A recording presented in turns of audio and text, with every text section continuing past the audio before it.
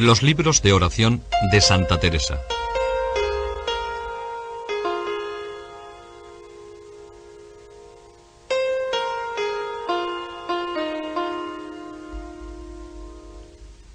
Las obras literarias de Santa Teresa son páginas vivas para enseñar a hacer oración. Su vida está en función de ser dominada totalmente por Dios, que realiza en ella sus designios salvíficos. Este Dios salvador es el que se hace amigo, hermano, Señor. Se le va descubriendo poco a poco de las más insospechadas maneras. Los libros de Teresa son parte de su propia vida, de su alma de orante. Todos ellos nos ayudan a descubrir lo más nuclear de su magisterio. A pesar de estar escritos por iniciativa ajena, pues los escribió por obediencia, Teresa ha puesto en todas sus páginas su propia alma, ya que en todo cuanto hace, pone todo su corazón. Sus libros son, por tanto, reliquias de su alma, recordatorios de su paso por la tierra, testamento y legado doctrinal a sus hijas y al mundo. Lo que resalta en sus obras es que todo lo que escribió tiene la lozanía de un coloquio y da la impresión de que el mundo entero, y cada persona en particular, es su auditorio. Todo está cercano al lector. La lengua, los deseos, la doctrina, la persona.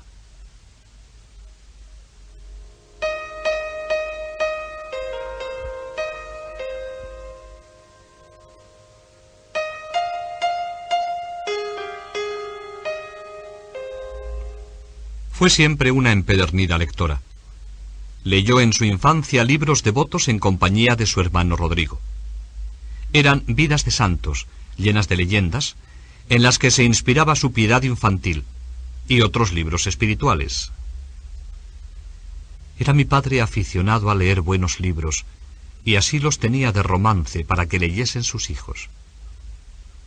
Juntábamos entrambos, su hermano Rodrigo y ella, a leer vidas de santos.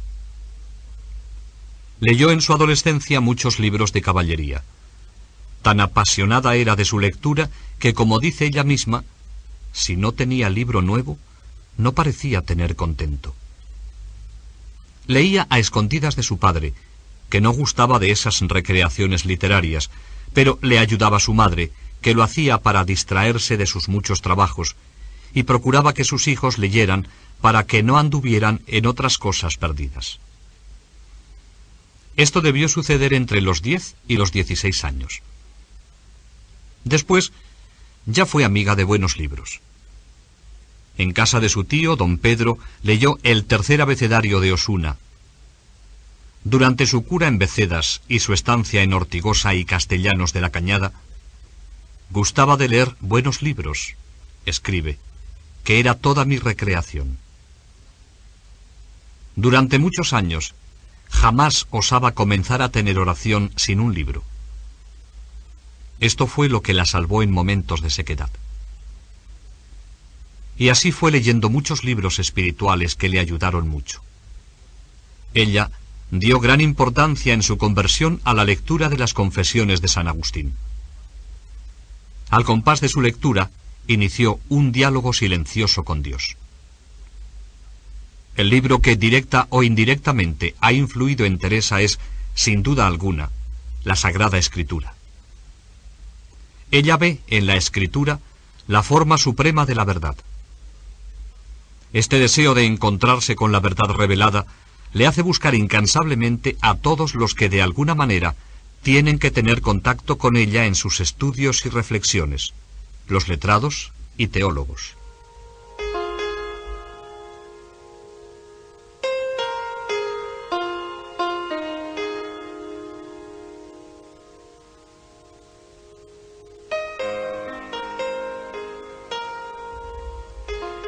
En la vida de Teresa hay un afluente mucho más caudaloso de cultura que en parte engloba el contacto con los libros y letrados, pero que los supera.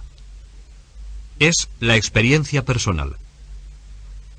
Experiencia que va desde las innumerables minucias de su vida cotidiana hasta los más subidos encuentros con el mundo sobrenatural. Ella es un ancho mar, una puerta abierta deseando ser hilo conductor de la luz de Dios.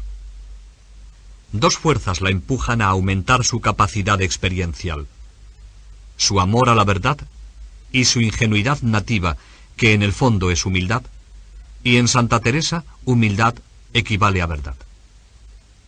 La ciencia experiencial de Teresa tiene dos cauces, el humano y el divino.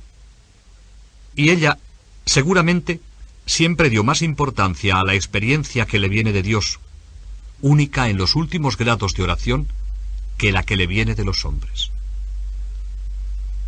Ni la lectura, ni el contacto con letrados justifican una mínima parte de los escritos de Santa Teresa.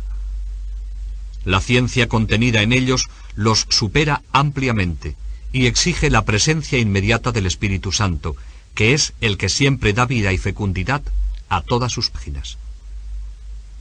Cuando aceptaba el precepto de escribir un libro, siempre era con la condición de que no la robase mucho tiempo de su trabajo, que antes que escritora se sentía ama de casa o simplemente criada, servidora, para quien era mucho más importante hilar que escribir de mística.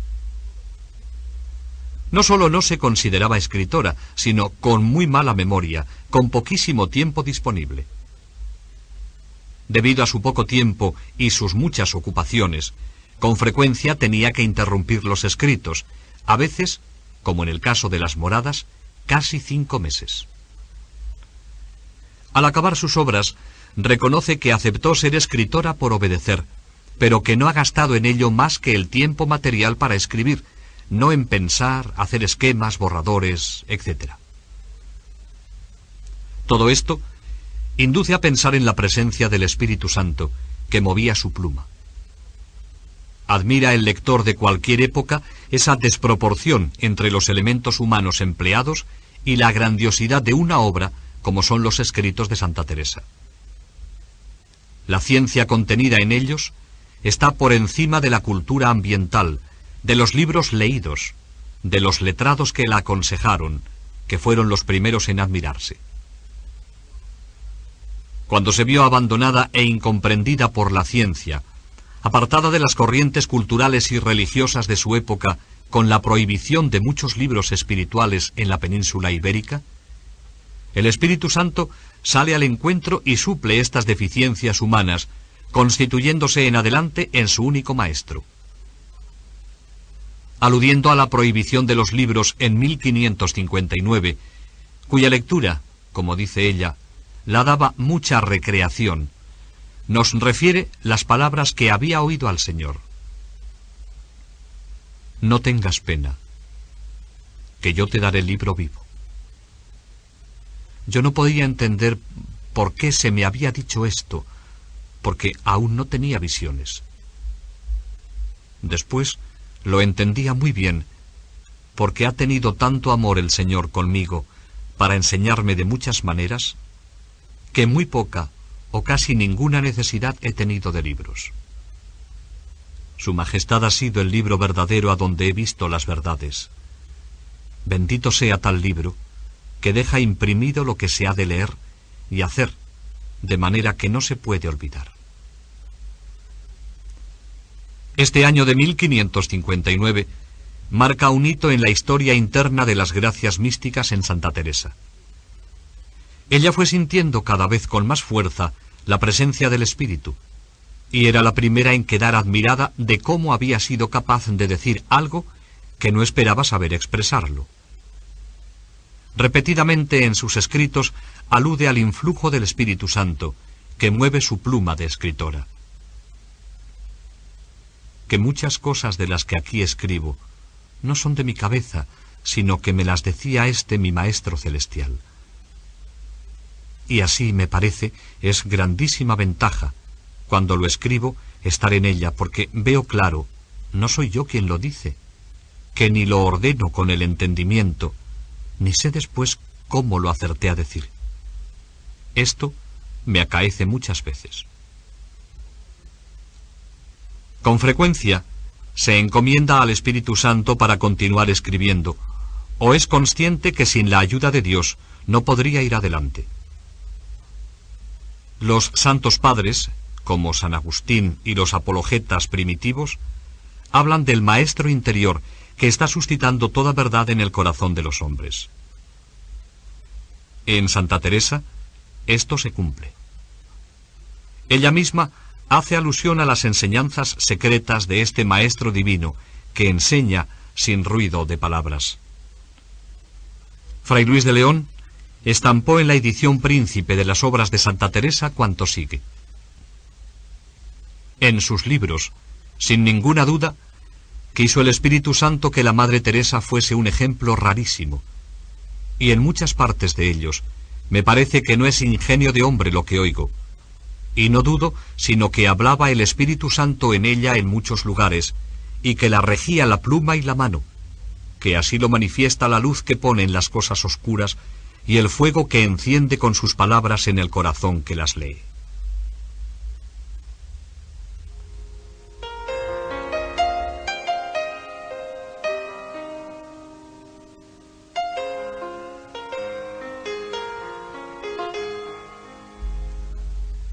Las obras de Santa Teresa son su testamento, la síntesis de lo que había dicho y hecho a través de su vida. Dos obras fuertes llenan el espacio central de su magisterio: el camino de perfección y el castillo interior. Las dos son obras de formación espiritual.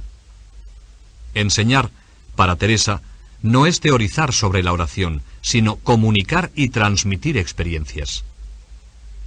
Nos fijamos en forma sintética en estas dos obras para después dejarnos guiar por Santa Teresa en el contenido de cada una de ellas para captar sus enseñanzas.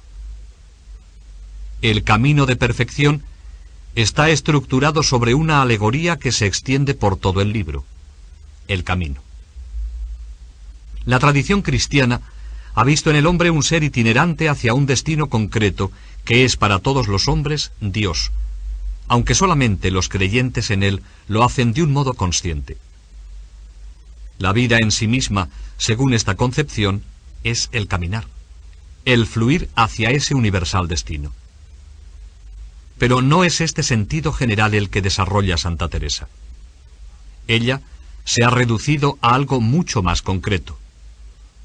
Ha supuesto que el hombre y Dios están separados por un abismo que condena al hombre a su finitud, de tal manera que para romper el cerco y conquistar su plenitud es necesario tender un puente que una las dos orillas. El hombre, en su existir, tiene que decidirse por algo, y esto caracteriza su modalidad en la existencia.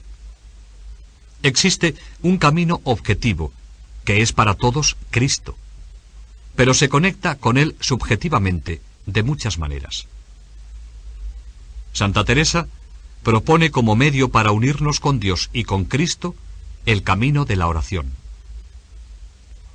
Esto no quiere decir que la oración revista las mismas modalidades en todos. Precisamente, Santa Teresa da a entender infinitas maneras que a unos los llevará por el camino de la consolación, de los gustos espirituales, y a otros por el de las sequedades. Lo que tiene que hacer el alma es contentarse con lo que Dios le da, porque, escribe Santa Teresa, por muchos caminos lleva Dios a las almas, y porque es muy grande atrevimiento que quiera yo escoger camino no sabiendo el que me conviene más. Santa Teresa sabe que no es un camino fácil, que tendrá que romper todas las barreras: el demonio, el mundo circundante con sus temores y sus alicientes, la riqueza, la desgana. Por eso, es necesario la determinación o propósito inicial de no abandonar nunca la oración. El camino de perfección es el libro de la iniciación a la oración mental junto con las exigencias ascéticas del orante y de la comunidad. Las moradas, o castillo interior, es un tratado completo de vida espiritual organizado sobre la oración mental desde los comienzos de la meditación hasta el matrimonio espiritual. El castillo interior, o las moradas, es un símil fecundo que se transforma en alegoría y forma la estructura de esta obra. Considerar el alma como un castillo y la vida espiritual como un ensimismarse el alma dentro de sí misma a la búsqueda de Dios no era ninguna novedad para Teresa el año 1577, cuando escribió Las Moradas. Solo que en este libro recibe nuevos impulsos, adquiere categoría de alegoría genial. Las moradas son los pasos que el alma da para llegar desde lo más periférico a lo más hondo de su ser. Etapas de un camino que va desde su yo humano hasta la unión transformante en Dios. La voluntad y la gracia mueven el alma hacia el interior a través de la oración, que viene a ser un barómetro de su grandeza espiritual y religiosa. Estos pasos, o moradas del alma, son, por tanto, grados de perfección espiritual y también grados de oración. La oración en el castillo no es sólo la puerta, sino que los diversos grados de oración marcan el ingreso a las diversas moradas, sin que con esto se quiera decir que a cada morada corresponda un grado de oración. Cuando el alma llegue a la unión con Dios en su más profundo centro, habrá conseguido la santidad. La oración, en este contexto alegórico, es el camino que escoge el alma para acercarse a Dios. Lo que interesa destacar es que la oración es capital en todo el proceso de las moradas. Es la antorcha que guía al alma e ilumina las diversas estancias del castillo cada vez con más intensidad. La oración juega aquí una parte muy importante en el proceso de interiorización. El libro de las moradas es la obra más perfecta, más acabada, más completa, más madura de todas las de Santa Teresa.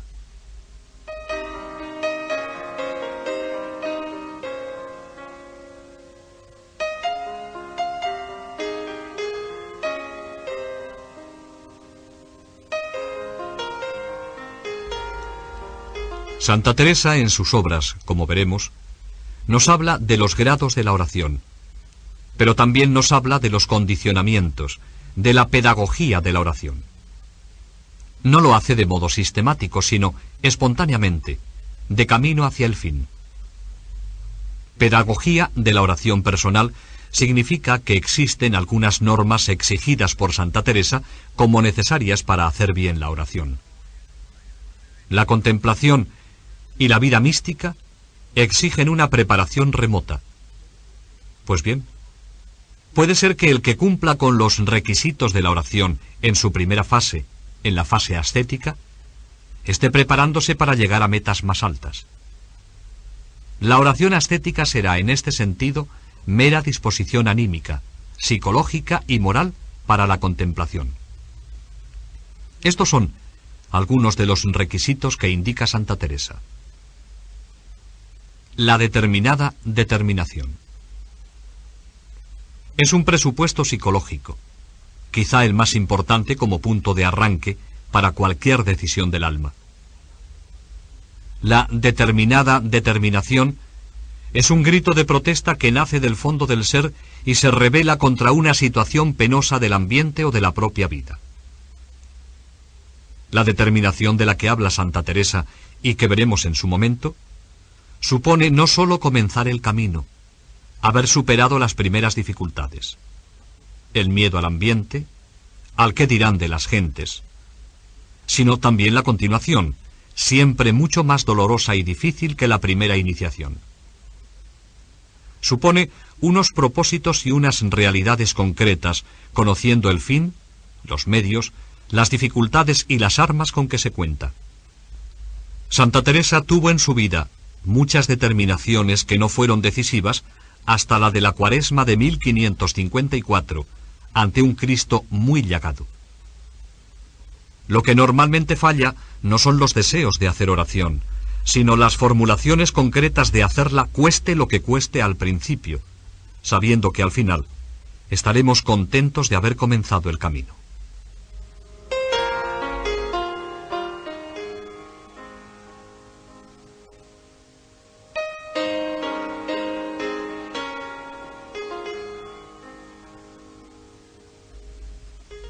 La buena conciencia. Es otro condicionamiento del que habla Santa Teresa.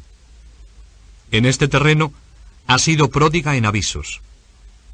Repetidamente ha afirmado que el apego a los bienes temporales, bajo cualquier concepto, frena la determinación del alma. Estos avisos son a veces principios generales. Ya sabéis que la primera piedra ha de ser una buena conciencia y con todas vuestras fuerzas libraros aún de pecados veniales y seguir lo más perfecto. Toda la pretensión de quien comienza oración, y no se os olvide esto que importa mucho, ha de ser trabajar y determinarse y disponerse con cuantas diligencias pueda a conformar su voluntad con la de Dios. El examen de conciencia, decir la confesión y santiguaros, ya se sabe que ha de ser lo primero. Esta buena conciencia hay que interpretarla en sentido amplio. Equivale a pureza integral, a la tensión purificativa del hombre como camino previo a la comunicación con Dios, de lo cual han hablado todos los místicos y maestros de la vida espiritual. Lo que dice Santa Teresa referente al examen de conciencia, a decir la confesión, no significa que la persona antes de ponerse a orar tenga necesariamente que confesarse para purificarse de sus pecados. Lo normal será que el que habitualmente practica la oración personal no tiene necesidad de confesarse cada vez que ora. Sin embargo, Teresa alude a estas fórmulas tradicionales para crear en quien ora un deseo instintivo de ser amigo de Dios desde el primer momento. Es posible que después de una oración bien hecha, salga el orante arrepentido de sus pecados. Tampoco quiere decir Santa Teresa que los que no tengan buena conciencia no puedan ni deban hacer oración. Esto sería una conclusión falsa. Ella ha afirmado todo lo contrario. Ha previsto que la oración puede ser causa de conversión, y lo que quiere poner de manifiesto es que la conciencia limpia ayuda a recoger los pensamientos y suscita el deseo de estar con Dios para dialogar con Él. Ella cayó en el error de dejar la oración por no considerarse digna de estar en presencia de Dios, y no quiere que el alma se encuentre en la misma peligrosa encrucijada en que ella se encontró. Además de la buena conciencia, Santa Teresa quiere que la persona ejercite todas las virtudes que acostumbran el alma a la piedad seria, a la cercanía de Dios. Existe un entorno ascético que salvaguarda la oración. Santa Teresa sabía mucho de la tendencia instintiva del hombre a la vida cómoda, llena de confort. La vida moderna incita al hombre desde fuera para que busque el placer, la comodidad y deje las aristas de la vida dura. La vida misma es una tentación que nos amenaza por las diversas solicitaciones a lo fácil. El pensamiento de Santa Teresa en este punto está bien expresado en su célebre frase: regalo y oración no se compadecen. Pero ha escrito también otras de parecido sentido. Que se tiene con harto trabajo la oración mental, si no se procuran las virtudes, aunque no en tan alto grado como para la contemplación son menester. Pues ya en tan alto grado como es querer tratar a solas con Dios y dejar los pasatiempos del mundo, lo más está hecho. Porque los cuidados inquietan a la oración. Es gran negocio comenzar las almas oración, comenzándose a desasir de todo género de contentos y entrar determinadas a sólo ayudar a llevar la cruz a Cristo. Lo que he entendido es que todo este cimiento de la oración va fundado en humildad, y que mientras más se abaja un alma en la oración, más la sube Dios. Tened este cuidado, que el principio y fin de la oración, por su vida contemplación que sea, siempre acabéis en propio conocimiento. Analiza Santa Teresa los efectos del excesivo apego a los bienes de este mundo, la hacienda, la honra, el deseo de ser estimado, y avisa de los estragos que todo ello puede causar en el alma por falta de control. Si hay punto de honra o de hacienda, que aunque tengan muchos años de oración, que nunca medrarán mucho ni llegarán a gozar el verdadero fruto de la oración. En relación con la vida ascética, como preparación para la oración, reconoce que existió en su propia vida un engaño manifiesto. Querer compaginar, querer compadecer, como dice ella, el saboreo de los gustos de este mundo y los de la oración. Paréceme ahora a mí, esta manera de caminar, un querer concertar cuerpo y alma para no perder acá el descanso y gozar allá de Dios. Mas es paso de gallina. Nunca con él se llegará a la libertad de espíritu.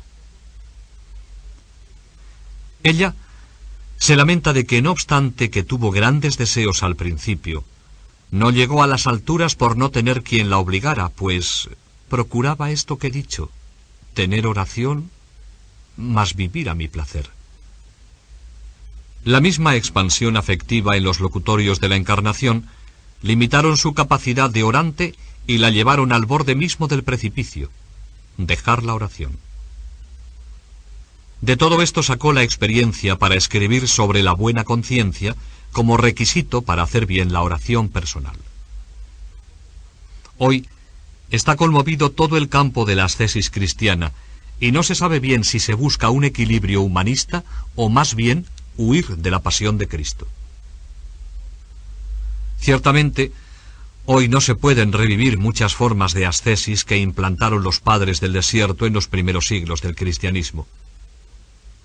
Y también es verdad que hoy la vida nos ofrece infinidad de oportunidades que se equiparan a la verdadera ascesis.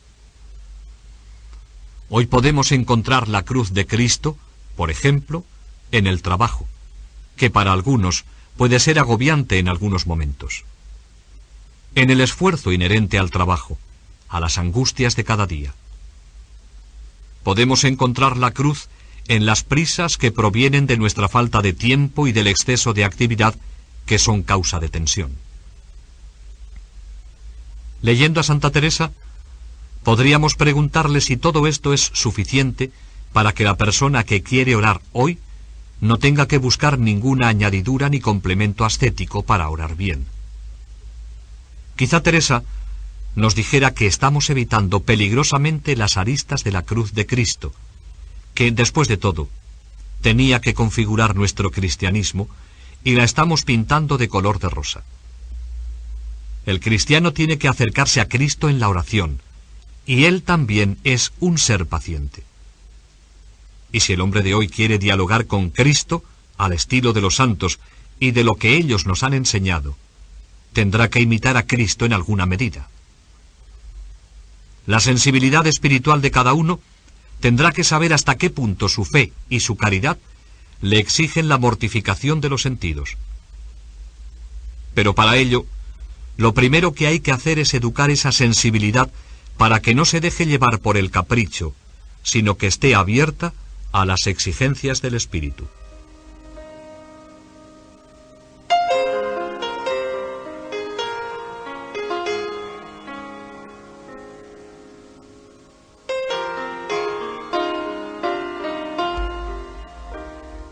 La soledad y el silencio.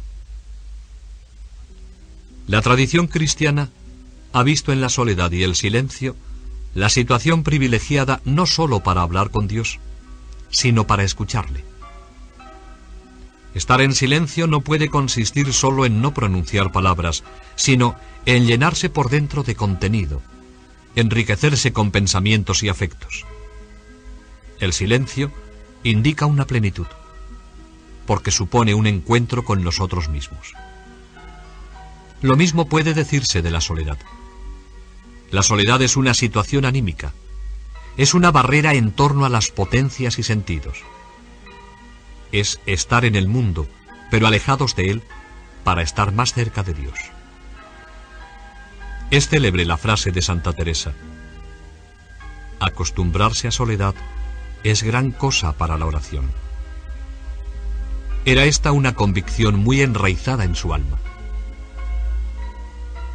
Los que comienzan a tener oración han de ir acostumbrándose a no dárseles de ver ni oír, y aun ponerlo por obra las horas de oración, sino estar en soledad y apartados, pensar su vida pasada.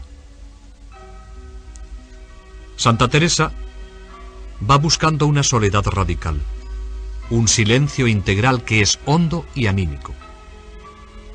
El silencio integral consiste en callar para hablar con nosotros mismos y con Dios. Además, tiene otra acepción. Es hacer callar todos los instintos desordenados, todas las apetencias malsanas de nuestro hombre viejo. Es romper los afectos irregulares, las tensiones innecesarias. Es el encuentro del hombre consigo mismo y con Dios en un mundo pacificado y controlado. Según Santa Teresa, la soledad radical lleva consigo el no preocuparse de nada de lo que suceda a nuestro alrededor. Porque lo que más hemos de procurar al principio es solo tener cuidado de sí sola y hacer cuenta que no hay en la tierra sino Dios y ella. Y esto es lo que le conviene mucho. Al compás de la lectura del camino de perfección y de las moradas, descubriremos estos y otros requisitos que Santa Teresa indica para conducirnos a la cima de la oración y de la unión con Dios.